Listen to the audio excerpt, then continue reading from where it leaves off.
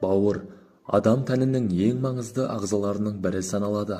Ол фильтр сияқты барлық залалды заттарды сүзгіден өткізіп залалсыздандырады. Бауырды балмен емдеу.